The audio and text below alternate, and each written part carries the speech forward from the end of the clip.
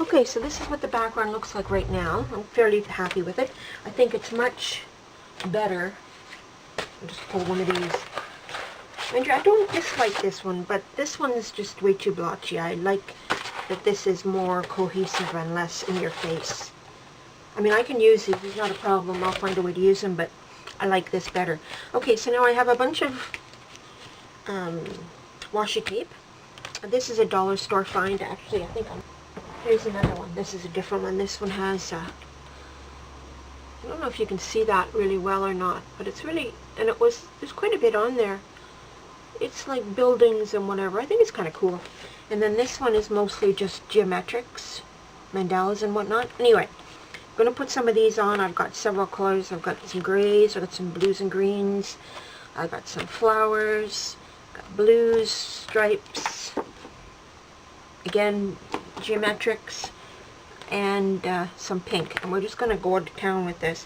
This technique was inspired by Mike Deacon. I can't take credit for this.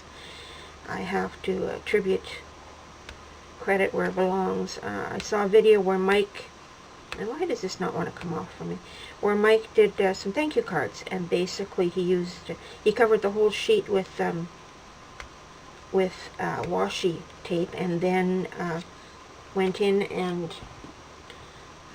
added paint and whatnot. So and I really liked the way it turned out. By the time he was finished, you wouldn't really know that everything in the background was washi tape, because it just blended so well. Okay, so this little devil's going to give me a hard time, so we'll choose one of these other ones. And I'm not going to necessarily put this big wide piece on. I'm going to tear it up and use it in other places so that I get some texture throughout. And probably again I will need to, the gesso, the clear gesso will come in handy to make sure that this stuff stays down. Put one more piece on there. I have so much washi tape that I don't use really all that much. So again, there's another method to my madness, that I can basically use up some of my stash.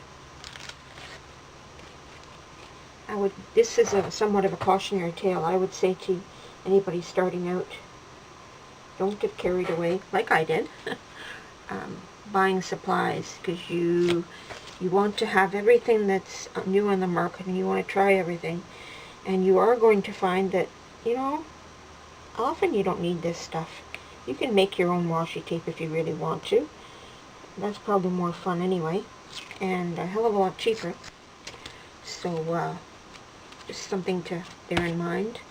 I've given away a lot of my supplies because I bought things and then didn't like them, or couldn't use them because I didn't have the knowledge that I should have had when I bought them. So just a word of caution there. Don't get carried away and waste your money on things you don't need. If you really want to try something, buy one of it. Like if you think you'd like the Dylusions paint, which I really like, well then, just buy one. It's really unfortunate that she doesn't put out a set of smaller sizes. Like these are 2 ounces, which is great if you use them all the time, but it's a lot of paint if you don't use them all the time, if you only use them sparingly.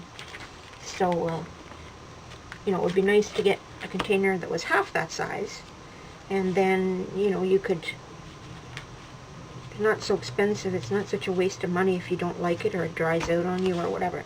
Now I'd also have to say that this Dylusions paint I've had a long time. I've probably had it 3 or 4 years anyway, so I have no business complaining about it drying out, because I just haven't used it. That's why some of it is dried out.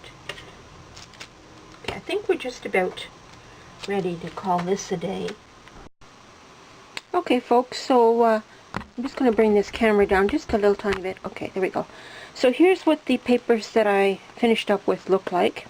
I reworked those 5 ugly ones that I did, and I've only got these 3 left. Took me a long time, but I guess it was worth it. So, it's one. What I've done is I've done the painting. I've added some background paper. A little bit of washi tape. And there you have it. I don't know if you can see that. Colors. Try to do them in kind of different color waves. So I have at least a base to start with. Quite like this one, actually. And this one. So, I'll leave you now. Part 2, we'll put on some more background paper, some stamping, some doodling, some stenciling, and see where that takes us. Hope you liked this. If you did, please come back, see me again, give me a like, subscribe, and leave me a comment. Thank you.